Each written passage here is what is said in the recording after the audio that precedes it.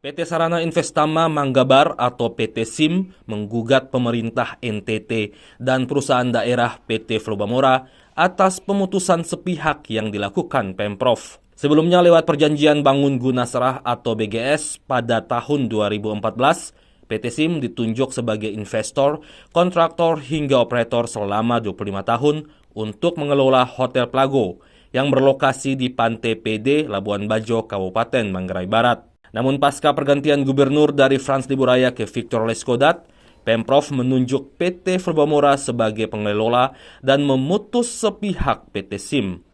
Kuasa hukum PT SIM, Kresna Guntarto, menolak pemutusan secara sepihak dan keberatan untuk menyerahkan bangunan karena telah membayar biaya kontribusi dan Pemprov dinilai sepihak menaikkan kontribusi tahunan sebesar 300%. Selalu tepat waktu, dimulai di tahun di mana di kontrak tersebut diwajibkan membayar gitu. Jadi di tahun 2017 kami mulai membayar, walaupun kami kesepakatan kontraknya dari 2014, tapi ada grace period di perjanjiannya. Yang ini dinafikan sekarang nih, diabaikan atau dikesampingkan seakan-akan tidak ada oleh pemerintah provinsi begitu. Sehingga diambil alih ya. Kemudian saksi yang kedua adalah mantan pegawai dari PT SIM yang mengetahui persis bagaimana kondisi perjuangan dari PT SIM yang sebenarnya secara bisnis belum terlalu menguntungkan. Dia baru operasional mulai di tahun 2019 karena bangunannya baru jadi di tahun 2019 ya, karena tadi terhambat ya, permasalahan yang tadi.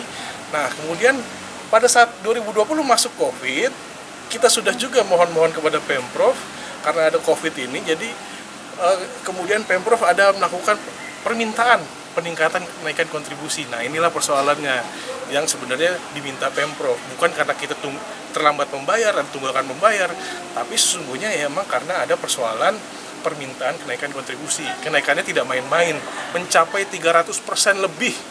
Bagaimana mungkin bisnis baru mulai, kondisi ekonomi pada saat itu juga tidak bagus 2019, masuk Covid, kita langsung di PHK atau dihentikan sepihak di April 2020 dan di bulan itu juga kita diusir begitu. Pasca diambil alih Pak, itu PHK-nya tuh berapa banyak Pak karyawan yang sudah ada di hotel tersebut yang akhirnya sampai sekarang tidak bekerja? Nah, ini juga menjadi penting yang mungkin bisa didengarkan dalam kesaksian mantan pegawai kami nanti, bahwa ada tawaran dari pihak Pemprov untuk mengambil alih karyawan katanya. Mengambil alih karyawan dan menjadikannya, bahkan ada beberapa karyawan, 1-2 karyawan yang diisukan untuk menjadi PNS gitu katanya. Tapi itu sebagai semacam janji semata aja gitu. Jadi tidak benar lah gitu.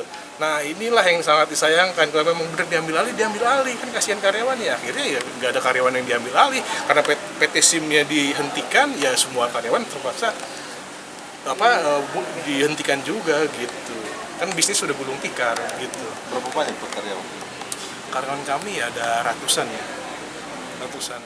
Sementara Pemprov NTT berdalih, kenaikan setoran didasarkan hasil audit BPK Kanwil NTT dan BPKP NTT. Namun demikian, audit didasarkan pada Peraturan Menteri Dalam Negeri Nomor 19 Tahun 2016 tentang pengelolaan barang milik daerah.